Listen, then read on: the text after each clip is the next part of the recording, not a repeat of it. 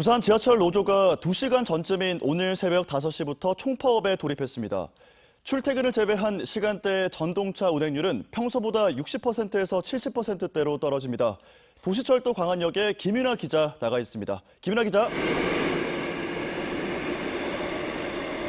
네, 저는 지금 부산 도시철도 광안역 승강장에 나와 있습니다.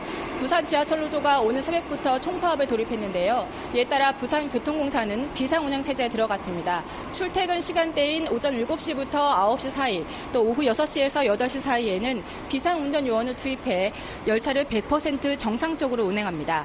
단 이를 제외한 시간대의 전동차 운행률은 60에서 70% 수준으로 떨어질 전망인데요. 이에 따라 열차의 배차 간격이 평소보다 길어지게 됩니다. 도시철도를 타려는 시민분들은 이용하려는 역의 전동차 운행 시간을 꼭 확인하시기 바랍니다. 부산 지하철 노사는 어젯밤 9시까지 최종 협상을 벌였지만 합의안을 내는 데는 실패했습니다. 핵심 쟁점인 임금 인상에서 이견을 좁히지 못한 건데요.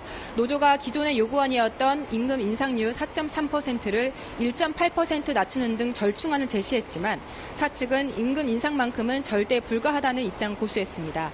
노조는 재협상을 통한 합의안을 도출할 때까지 파업을 계속해서 이어간다는 계획입니다. 즉 파업이 언제 마무리될지는 현재로서는 불투명하다는 얘기입니다. 추가로 들어오는 소식은 뉴스 시간을 통해서 계속해서 전해드리겠습니다.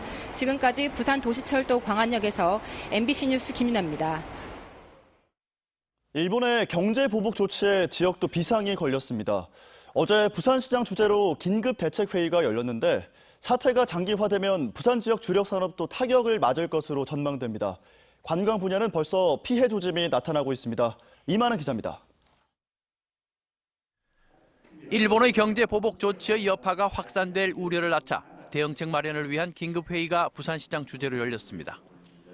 일단 부산은 일본의 수출 규제 품목에 관련된 업체가 없어 당장은 피해가 없는 상황. 그러나 규제 품목이 확대되면 동남권 주력 산업에도 부정적 영향이 커질 거란 전망입니다. 관광 쪽은 벌써부터 체감할 정도로 상황이 나빠지고 있습니다.